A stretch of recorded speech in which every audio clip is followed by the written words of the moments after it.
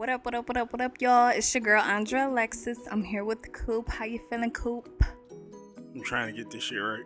Excuse my language. Okay. And we have a special guest in the building with us. We have actor, writer, director, Mr. Eric Michael. How are you doing? I'm well. How are you? I'm great. Thank you for joining us. And this is Power You Podcast, of course. So first things first, Eric, can you tell the people who you are and the many titles that you hold and, roles you play Yeah, I got you. and things of that nature? Well, first and foremost, I'm a child of God. So Okay. without that, the titles that I hold wouldn't mean anything. Hey, I agree. So he gave me the ability to be a writer, director, and actor, just kind of living in my truth. And that's kind of where I got the name. I called myself the pastor of visual creativity. Okay, I was wondering what that meant, but we'll get into that. So, but yeah, that's just in a nutshell. It's kind of like just utilizing my gift and who I am through his purpose. Okay. So, pastor of visual creativity, what Mm-hmm. exactly does that mean? So you know how like a pastor preaches a message, right? Yeah. I think that media entertainment is a powerful tool to reach an audience to talk about what you want to get your main point across, right? Mm-hmm. So I intertwine the two because when I write, I wanted to reach an audience that I couldn't reach myself by just simply speaking one thing. Like we're having a conversation right now. Right. This is a form of a visual creativity, me Right. preaching in a type of way where I'm reaching another audience that I couldn't connect to.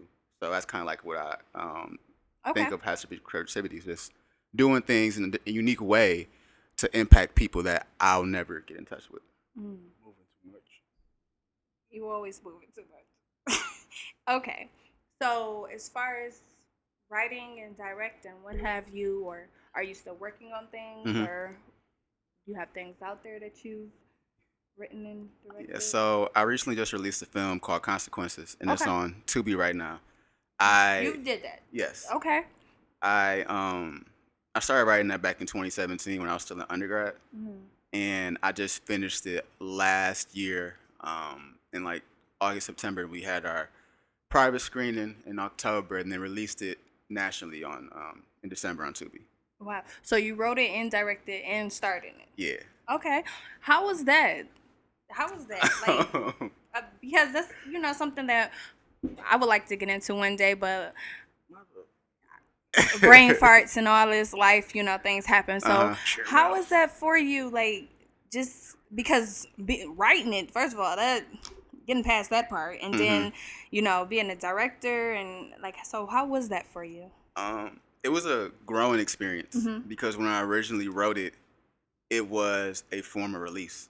I didn't really know how to communicate certain things that I was going through. Mm-hmm. So I just wrote it out. And then Yeah. people around me, everybody had their own talent and gift. Mm-hmm.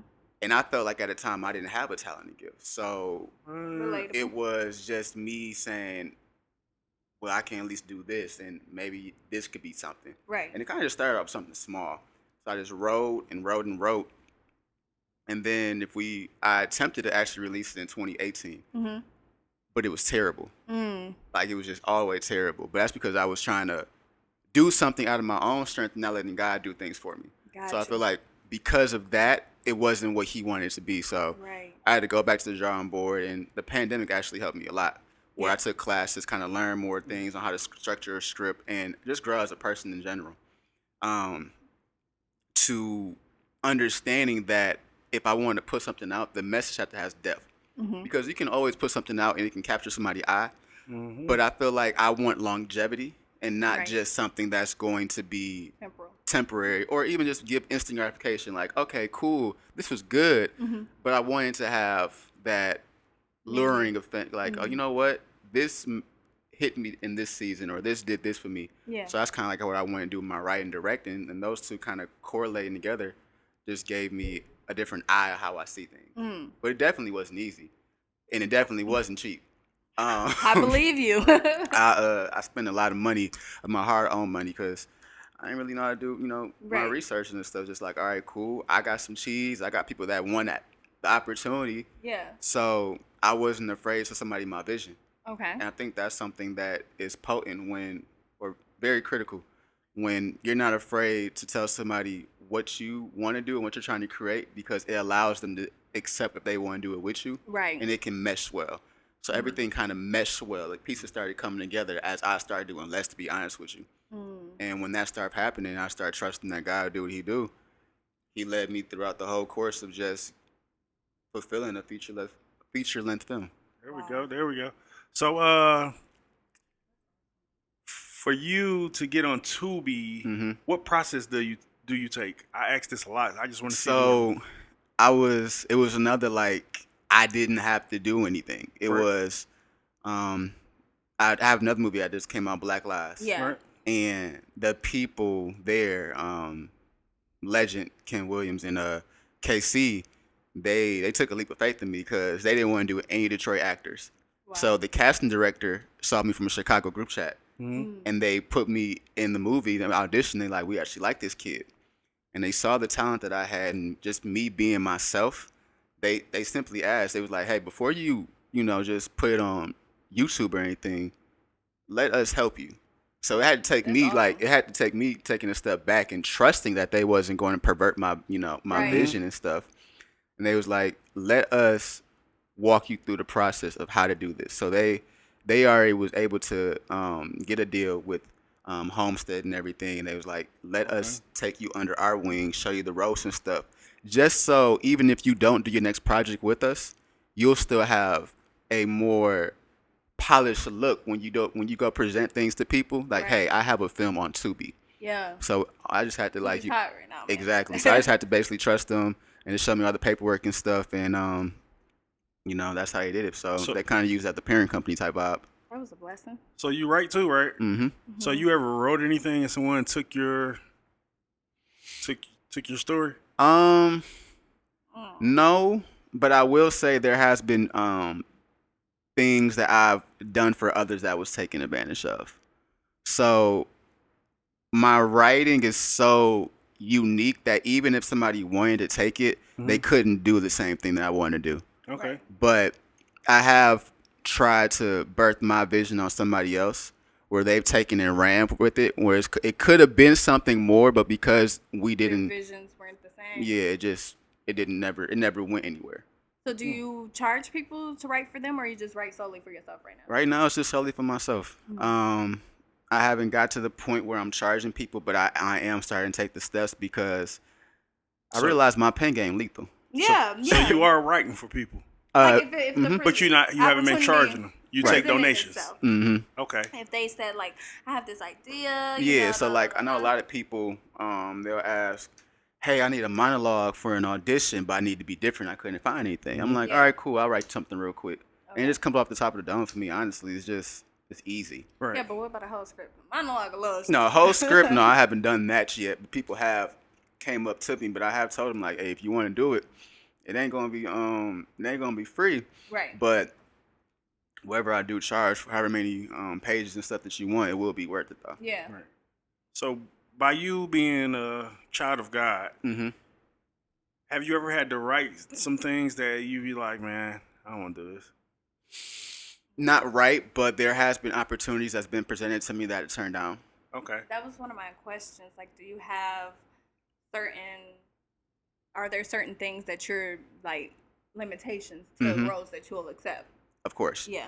I feel like there should always be standards and regulation that you shouldn't cross, no matter how enticing something might be for you, even if it's going to help you in your current situation. Right. So, you don't ever want to break who you are for just something in the moment. So, no sex scenes.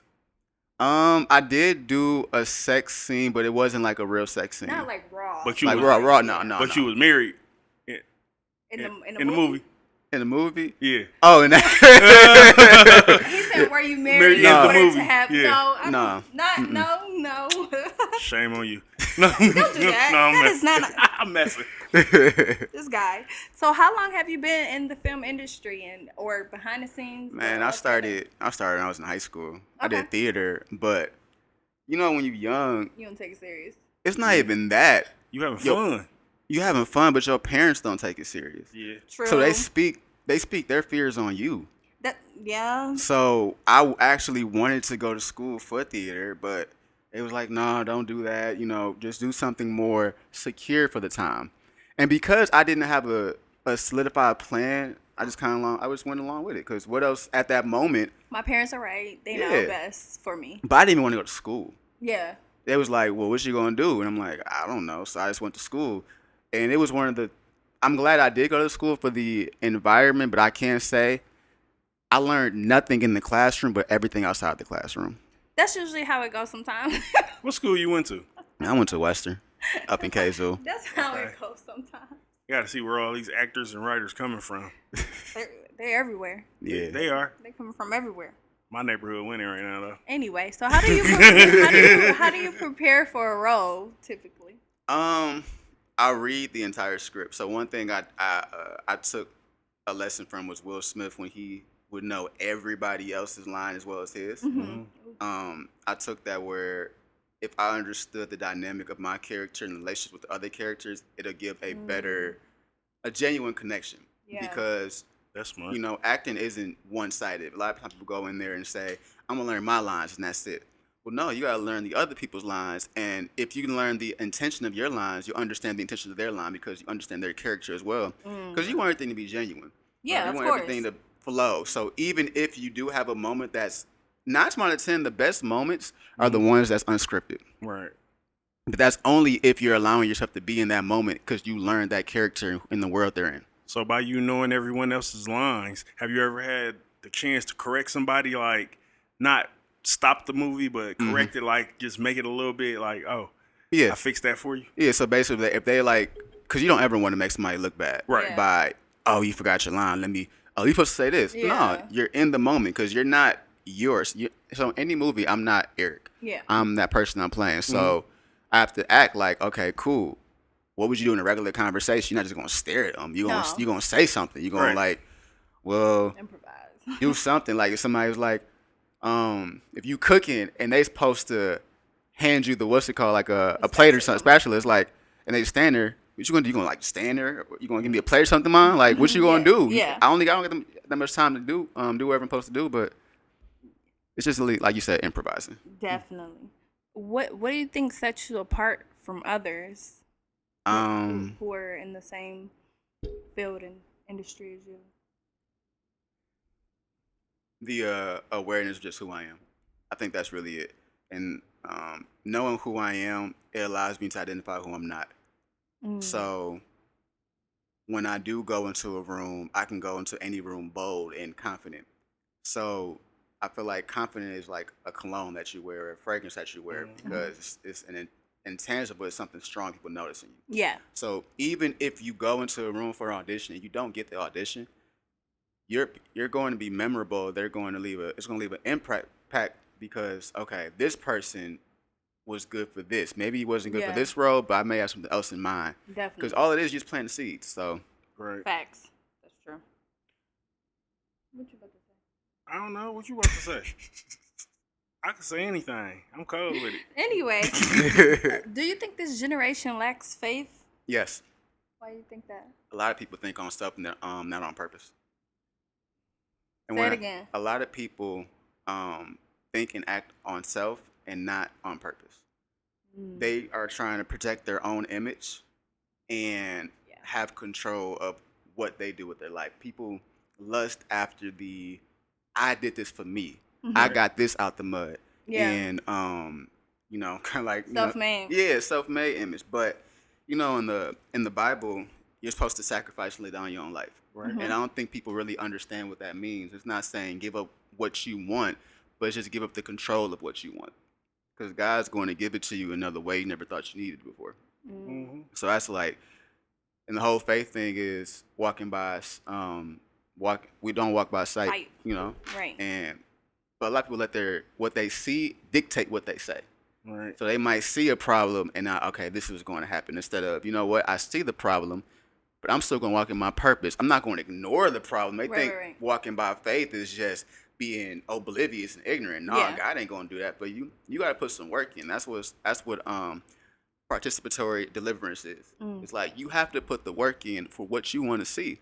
Right. So you are putting in work, but it's just allowing the dirt to do its own work instead of you trying to dictate what you are about to get out from it. So do you feel like you're living for your purpose? Of course, I do. I feel like that's the freest I've been by living in my purpose. And do you set like goals for yourself, like 5-year, 2-year goals? Yeah, I do set like marks that I want to be. Right. But this year, goal wise, I didn't want anything to be like, okay, I want to do this, this, this, and this. Right. It was more so internal this year. Mm-hmm. Like, who do I want to become this year? What do I want to learn? What are the skills that I have to know of? And what do I have to let go of? Like, am I somebody who is selfish, or am I a procrastinator, or am I lazy? It's just different things you have to identify and face, because, yeah, I can say, you know what? I want to win a Grammy. I want to be big time. I want to work with Tyler Perry. But what does it require for you to work in those rooms and be in that setting? It's like, currently constructed, we're not, I'm not saying everybody, but I'm just saying we are not the person we need to be for the person we need to be for tomorrow. That's what's up. So when you set your goals and you succeed your goals, do you share the knowledge on to your fellow people? Of course. But I do it in a way of where I'm not bragging, where it's just I'm giving praise and glory. Because I think that's another thing that Christians get a bad rep on, that they're self-centered, they're goody two-shoes, they know it all. No, you know, I feel like we have to tell our stories. Like, I'm not afraid to say that I used to be a person that was a womanizer, manipulator, you know, sleaze, you know, the whole men ain't, you know, this narrative. Right. I can say that. But I can also say that God renewed my mind, that I'm changing. I have a successful, faithful relationship with my girlfriend. I've learned more about myself, and then I've learned from my mistakes. But a lot of people they can't look at themselves long enough in the mirror to address the things that they're afraid to, you know, face. Now, I want to ask you this question. You don't have to answer it, but you can if you want to. No, it's not a crazy. What's the question? I'm gonna ask the question. Got you. Do you feel sometimes your demons like latch on to you and try to manipulate you? No, but I do feel like there are spirits that try to torment you. So I don't call them demons because I don't want to give them that much control. There you but go. I do feel how like there are natural spirits that, you know, try to take over, like the spirit of insecurity, the spirit of doubt, the spirit of fear. Okay. But that's when you have to equip yourself with what the Bible says in 2 Timothy 1:7. God's not giving us the power of a spirit of fear, but a power and of love and a sound mind. You have to fight your spirits like you would fight a bully. I know y'all And heard you don't that. want. He's a reader. You feel me? You have to fight your spirits like it's a bully. You're not about to let somebody just beat up on you every day. So it's like, Right. if me and him had beef, right? I'm, you know, and he's like, you know, literally whipping my butt every day. I'm like, all right, you know what? I'm about to get in the gym, work out, so I can be prepared for the next fight. So you have to look at your insecurities, anything you're struggling with, like a bully. You know what? I'm not going to let this take control anymore. I'm going to take control of what's bullying and tormenting me. So you got to torment those things that torment I'm you. gonna let y'all know we don't got beef. I never put my hands on this man. He not in the gym trying to whoop my ass. Listen, you know. But you know, It was just an example. it was an example. Yeah. Have you ever held any like conferences? You know? No, but I do. youth or- I do want to do that in the future. Okay. I Men's definitely do. conference. Okay. You ain't like to hear that, do you? No, I mean I don't have a problem with it. It was a question, you know, I wrote, so obviously, you know.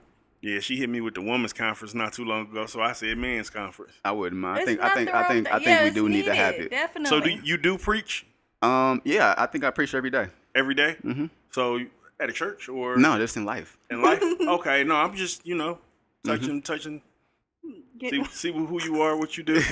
So do you think you would ever go about preaching at a church? I do. I just don't know when though. You don't. Yeah. You haven't got your calling.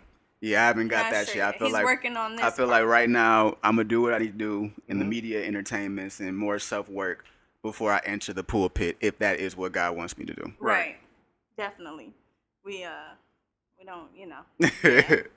He know what he wants to do. That's good. So, what advice would you give to young men or anybody in general if you had advice to give?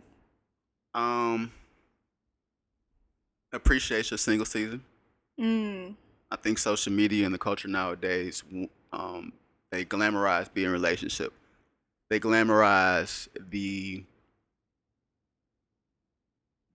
highs of entrepreneurship. They glamorize the everything that the end goal. I should say that they glamorize the end goals. But like I kind of mentioned earlier, you have to call you out. Hold yourself Mhm. accountable. You gotta hold for yourself sure. accountable because it's a lot of things that unfortunately we wasn't taught at a young age. Man. A lot of me and my best friend have this conversation all the time. We find ourselves teaching our parents No, really. more than they taught us, Man. just because the lack of the conversation. Yeah. That's And true. I think we have to sit and really figure out what we want with our life. A lot of time people want what somebody else wants for their life, and they don't Yeah. know what they want with their own life. So you plan on doing a documentary of yourself? I was watching Kanye's thing the other day. I was watching You that. feel It me? was And I was good. I like, ain't seen it it was yet. inspirational, right? yeah, I was like, I wouldn't mind doing that. I wouldn't. I haven't even seen it. We'll watch. I it. haven't finished I it. feel You know left how out you now. watch something a couple times and you gotta keep watching it Yeah, to get yeah. distracted. That's where I'm at right now. I'm on my third time watching Oh it. yeah, but you always find something new. That's You a do fact. when you keep No matter watching what things. movie you watch, you always find something new. That's Mhm. facts. Because I don't watch Friday a billion times, and I keep finding something new every time I watch it. No lie. No lie. So, what's your favorite movie? Don't judge me when I say this. My favorite movie is the Improv. Don't be a man of society while drinking your apple juice. The Improv? Yeah, the one with the Wayans brothers and the Wayans family. Don't be a menace to society. That was good though. Yeah, that's my favorite. But it's like it's funny. Yeah, It's a good one for sure. I'm still sticking with my The Wayans are classic people. What's yours? Temptations. Mm. What? Why is that funny? Why is it? What? I didn't judge nobody. She was like, Temptations. I love the Temptations. Because when you hear Temptations, what scene do you think of when you see the Temptations? Have you seen the Temptations before? Ain't nobody coming to see you, Otis. He got the words. What do He you got think the of? words for What- you. It's nothing wrong with that. That's a good movie. That means It's that's good. a classic moment It's right classic. there. Okay, it's a classic moment. I What's just see old boy busting his shirt off, run sliding across the stage. yours? I don't even care what yours is. You know, anymore. mine is Pulp Fiction. I have That's a my good Pulp one. Fiction socks on today. See, you like my movie.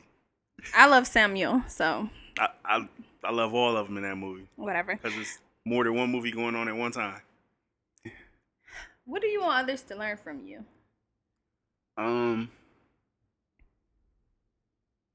That your life is a walking testimony.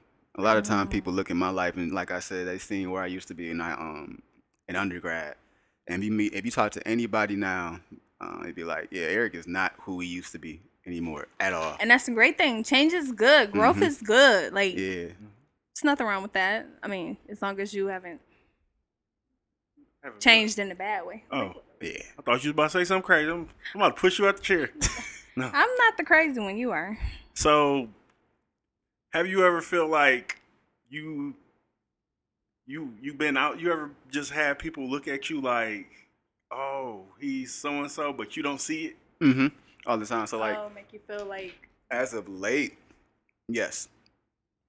I had to learn to appreciate and understand my value to people, because you never know what your obedience or you just living in your purpose can do for somebody else.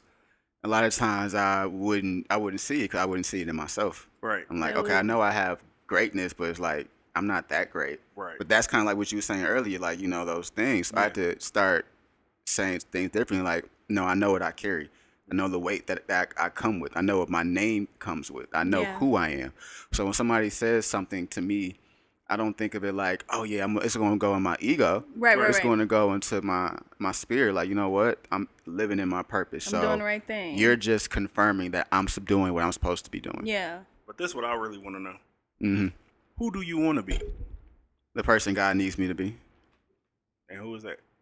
whoever's they need me to be. So I feel like your life is not your own. It's not. I feel like when you become you, they become them. And I say that because you're the key to somebody else's life while somebody's the key to your life. Say that one more time. Church over here today. Hold on. I was trying to repeat to myself in my head, but I got lost. He got lost. I heard everything you said, Yeah. but You gotta understand it. no, he got to say that one part again so they can hear it. Point to them and tell them what you said. I said that when you become you, they become them. Because you're the key to somebody else's life while they're the key to your life. Y'all heard Because that? in those moments, people, like I said, in these conversations right now, where you're doing right now, you have a podcast. You said you were doing it for 2 years and everything. You said, 5 years and stuff. Yeah. You don't know who you've been in contact with without even meeting them face to face. Right. That in an episode might have helped them out in something in life. Right. Just because you're doing what you're supposed to do. And because you keep learning who you are, that gives them the ability to learn who they are. Right. So I feel like by me being faithful to my walk and not worrying about what's happened to the left of me or the right of me, but strictly focusing on how I can become better each day, it's going to help somebody else become better in their life because I took the leap of faith just to live life. Man, I like that. Today. He gonna make me go to church. I ain't been in a minute. I'm just saying, he sounding good. Talk about it make you want to pay your tithes and offering. I pay my tithes and offerings different ways, but Whatever. man, you know how many free who haircuts are- I give out? This guy. Who are some of your influences? I have some in different areas, so Okay. I'll go first in film. I think that'd be the shortest one. I think Passion would be the longest one. But I love Jordan Peele. Okay. I love Jordan Peele because he's more of a what's the word I'm looking for? What's the word? Okay. He's more. He's definitely outside the he box gives right you now, and he's quality over quantity. That's what I was going for. Quality over quantity. So you may not. He only has what 4 films out. Yeah, but they're But each one has been quality. box office numbers. And you could go back and watch each one and find something else. Exactly. His films are multi-layered, and you can tell he's taking his time with it. definitely. And that's how I want my stuff to be. I want it to be multi-layered, and a lot of time people get on because I take so long with my work. Yeah. But it's only because it's some things that has to be done a certain way, Right. just because of what I'm trying to get out. So I love Jordan Peele. And then you got 50 Cent. I read like all his books. Just watching where he's come from. He's had like another life for real. He understood the climate and stuff. And what? Music ain't that no more. Right. But Growing. I'm still gonna be entertainment. Yeah. Hey, you get a fist bump in the air for that one. You feel we me? definitely 50 Cent fans. So like, I love 50 because it's like he doesn't put a limit on himself. He's like he Right. sees something you want to And do do. I it. can do that. Yeah. And even if he doesn't succeed to our eyes, he still made a bag off Yeah, that. for sure. So like, he had that For Life thing on ABC, which was good. That got canceled. Yeah. But he still made a bag off that. And they You put him feel in me? a position where he can do what he's doing now. You feel me? I'm quite And then Issa Rae. Love Issa. Issa Rae is somebody who I like a lot because I like who she stands for Black women. Yeah. I like who she is and what she's doing, what she's trying to create, so she can. Because I took her master class. I wanted to do a master class. Yeah, I took her master it was class. worth it? Yeah, because she had this one bar I think was just fire. She was like, somebody asked her why she started writing, and she said because it was a lot of things on TV that I didn't see, especially representation of who I was, that I wanted to write out there. So I wrote what I didn't see. So I took that little That's nugget real. and said that I'm going to write what I don't see, because then that curates your own lane. Facts. And you never know who is feeling the same way as you. Mm-hmm. And it can touch them in a way. Yup, Or a whole generation or dynamic or whatever the case may be. And then pastors, it's 2 pastors that have a heavy influence in my life. You got Pastor Mike Todd. Okay. He was really the reason why everything kind of happened for me, like my whole transformation of Now, pause eye-opening. real quick. Is he the one? That spit, yeah. Yeah. Okay, that's what I was about to ask. He do what? The spit video I showed you when he spit spit on that and man? he was doing an illustration. illustrating. Oh, and, yeah, and it was yeah. disgusting. Okay. It was. But I was following. you got to understand what he's saying with I that. know, I understood. No, we I understood. I understood. still watched the message. But I was Yeah. talking to my girlfriend about that. I'm like, yeah, his brother has a lot of extreme face. That was his brother? Mm-hmm. Okay. I just couldn't do it. No. I couldn't do it. I got what he was trying to do. I understood it. It was certain ways you could have did it outside Yes. of that one. But That was the best one. That's the best way he could have did it ever for me. Yeah. But It's just showing his. But then Okay. But like he said, if you didn't listen to the message, you're Right. going to Mhm. you're going Yeah, to of inappropriately take that, because his Right. message was basically saying, "What if your vision requires it to get nasty? It's Yeah, just disgusting." It's kind definitely. of like how we cringe. We was like, "Ugh, yeah. that might be what What it takes takes. for you Yeah. to get your vision." It might get to like, wow, I have to do this, But you gotta because that's how life is, and that's how the walk of God is. Like, you want me to do what? that's facts. But it's like you have this on the other side if you just do it. Exactly. That's where we lose And it then at. the other one is, his name is Pastor Mike, but his name is Pastor Mike Mcclure Jr. Okay. He's a pastor in Alabama, and he does music too. But I recently found him last year during a fast. I was doing a Daniel's fast in January, and then I found him. And I started binge watching him and everything. Mhm.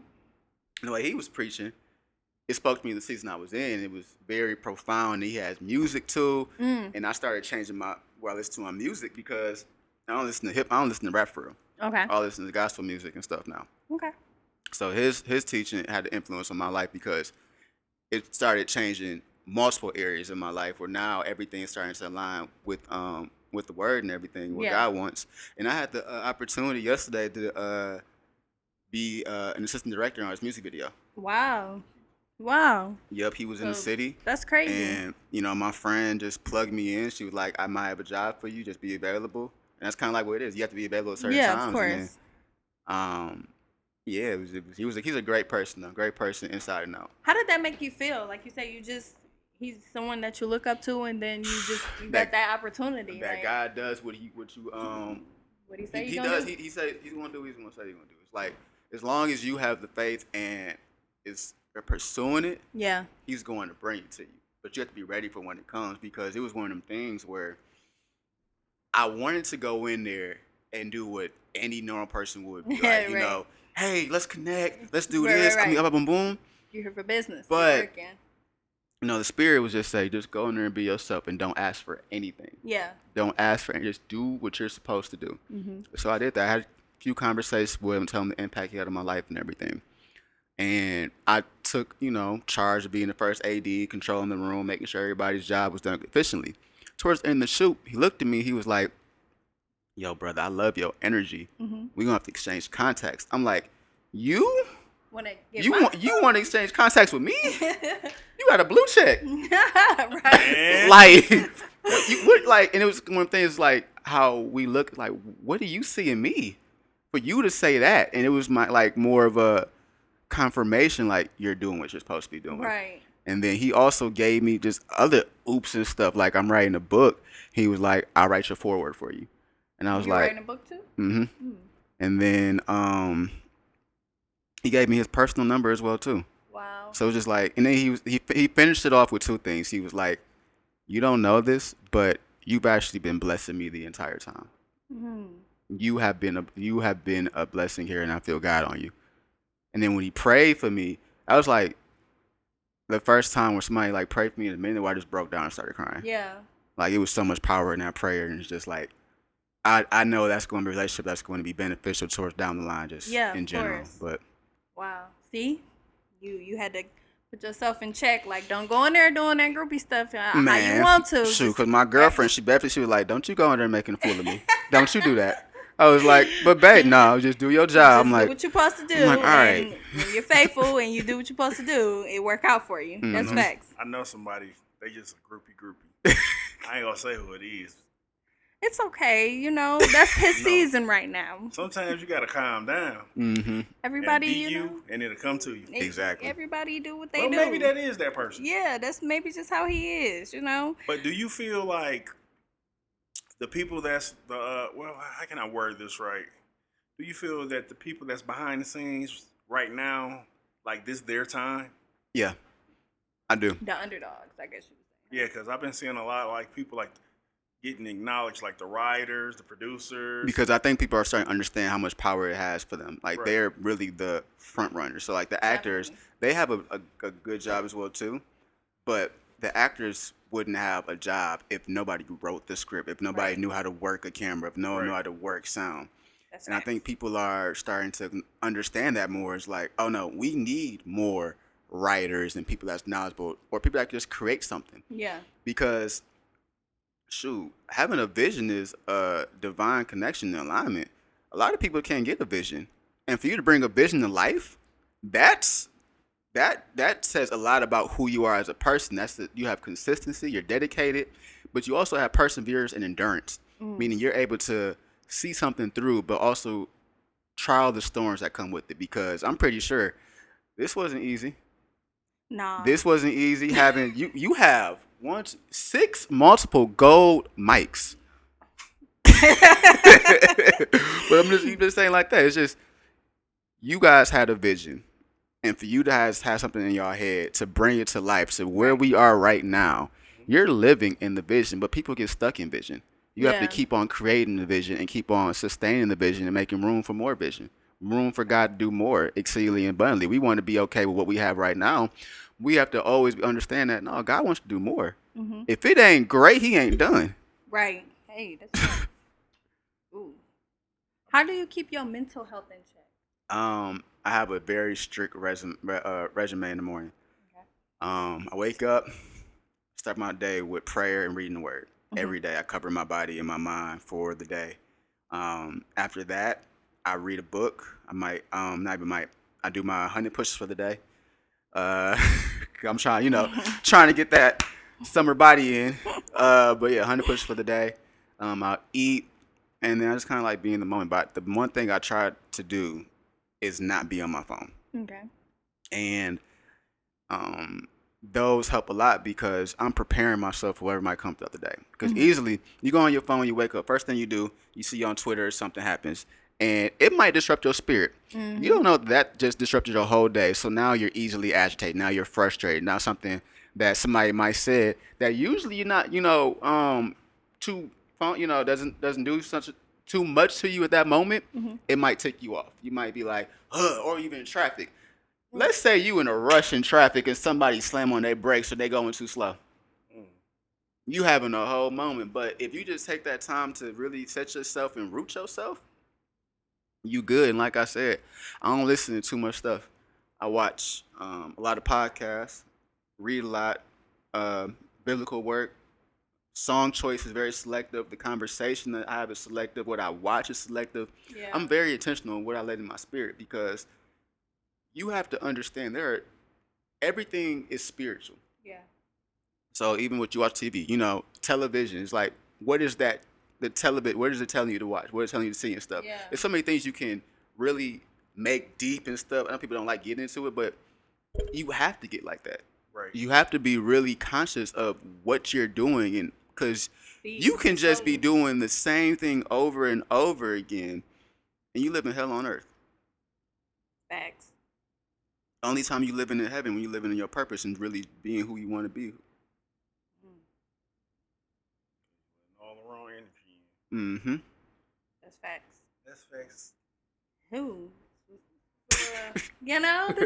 We definitely gonna have to get you back on the podcast for another interview or something put together. Can you let the people know where they can find you at? Yeah. And of course, the new movies to check out. Got you. So my social media is _EMichael_ across the board. Try to make it simple because I know people's attention span is very short. Yeah. And then go check out Consequences on Tubi. Just type it in, you see my face. It's the only one with a black face on it. And it says Consequence, so you can't miss it. But no, it's a really good watch. Support Black History Month with black people, you feel me? Definitely. And the vibes. Damn. And this is Power You Podcast. You can find us on YouTube and any podcast platform. Forbes list coming soon, baby. Okay. We're speaking into existence. We out.